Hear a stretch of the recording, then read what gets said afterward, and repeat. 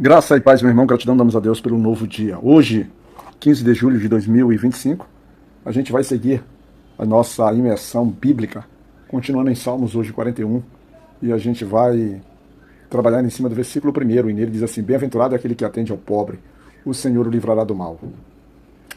Quando fala-se de pobre, né, quando a gente dá uma pesquisa rápida na Bíblia, a gente vê que o pobre, ele merece destaque. Ele tem muitos versículos, muitos. Inúmeros são os versículos que trabalham sobre pobres na Bíblia.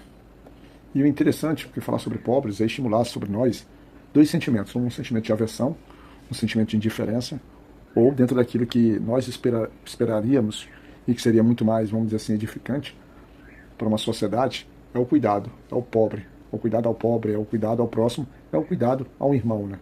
Então, o pobre, ele estimula a gente vamos dizer assim, desenvolver a nossa capacidade, ou desenvolver, não a nossa capacidade, mas desenvolver o nosso interesse por amar o próximo, né? Porque ele vai envolver diversos sentimentos, vai desenvolver compaixão, ele vai desenvolver na gente humildade, ele vai desenvolver sentimento de,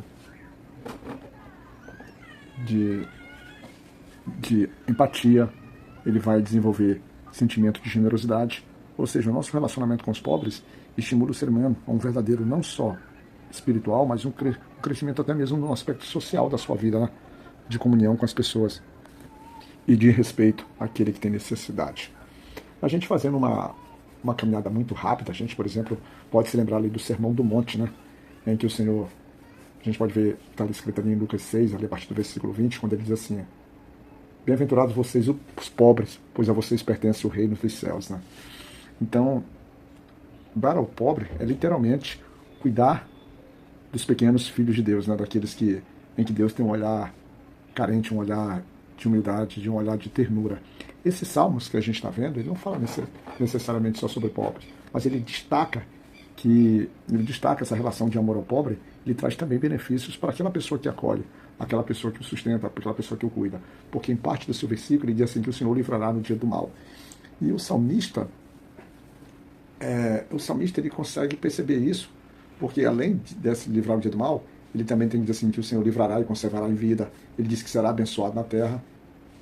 E ele diz que o Senhor não entregará aquele que cuida do pobre, aquele que tem amor, cuidado, dizer pelo pobre, na mão dos seus inimigos.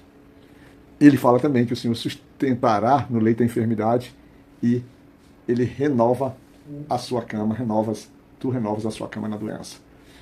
E o que é importante nisso? Ou seja, alguém que está praticando a generosidade, alguém que está praticando a bondade, tudo isso que nós lemos, vai do versículo 2 até o versículo 3, né? Todas essas promessas, né? E o salmista, ele traz nesses salmos alguém que se apodera dessa situação, porque lá no versículo 4, quando ele fala alguém, está se falando dele próprio, ele diz assim: Eu dizia, Senhor, tem piedade de mim, sara minha alma, porque pequei contra ti. E vai trazendo em sequência, né, que agora nós temos alguém que efetivamente cuida do pobre, tem compaixão, é presente na vida daquela pessoa, é mão amiga, até parece uma frase, né, associada ao exército brasileiro: é mão amiga, é uma mão generosa.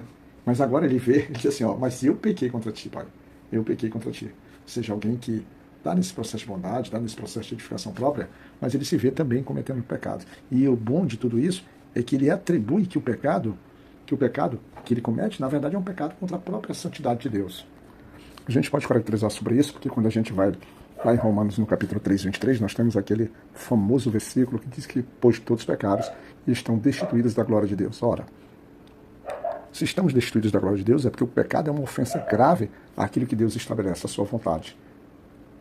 E aí o salmista, nessa hora, ele vai fazer uso, ele vai fazer, vamos dizer assim, ele vai exercer aquilo que é prometido ali por Deus, quando ele causa a generosidade. Ele pede a proteção contra os inimigos.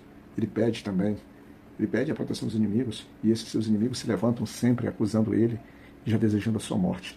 E o pior de tudo é que no meio desses inimigos, nós temos aquilo que nos fere muito grande, que é quando o próprio amigo nos fere, nos colocando como nosso inimigo, nos traindo a nossa amizade, a nossa confiança. Essa parte que esse salmo traz ela está estipulada ali no versículo 9, quando diz assim: até o meu próprio amigo íntimo, em que eu tanto confiava, que comia do meu pão, levantou contra mim o seu calcanhar. E não tem como a gente não pensar nessa parte, justamente daquele que caminhava com Cristo Jesus, sentando à sua mesa, recebendo seus ensinos, recebendo seu abraço, sendo ensinado, que não seja Judas, né? Levando então nessa parte dos Salmos como algo que exerce o poder de ser uma revelação daquilo que fosse até profético. Mas o bom de tudo isso é que o salmista, ao viver tudo isso, ao viver esse momento de generosidade, ele passa a receber do Senhor. Ele passa a receber do Senhor a piedade do Senhor. Ele passa a resolver. No versículo 11, ele esclarece isso de uma forma muito notável, quando ele diz assim: por isto conheço eu que tu me favoreces, que o meu inimigo não triunfa de mim. Reconhece que o próprio Senhor o sustenta, porque ele tem sido sincero. Ele não esconde o seu pecado. Ele age de uma forma correta.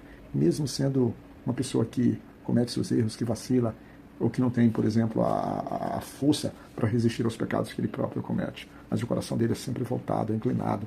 Ele busca verdadeiramente. E ele usa isso, ele usa esse direito, ele usa esse agir dele, sincero. Né? E esse agir sincero dele, vamos dizer assim, diante do Senhor, o Senhor se alegra disso e se opõe diante da face de Deus para sempre, mantendo, selecionando aquele homem que mesmo pecador, como todos nós somos, mas que claramente dentro, como o salmista está relatando aqui, é alguém que faz a sua parte tentando viver as coisas do Senhor, mesmo que por vezes ele seja vencido. É vencido nas suas ações, mas o seu coração indica, na verdade, a verdadeira direção dele é amar a Deus. Fica na graça de Deus, Pai Todo-Poderoso e Misericordioso, que Ele possa estar contigo em todos os tempos, cuidando e sendo presente em tua vida.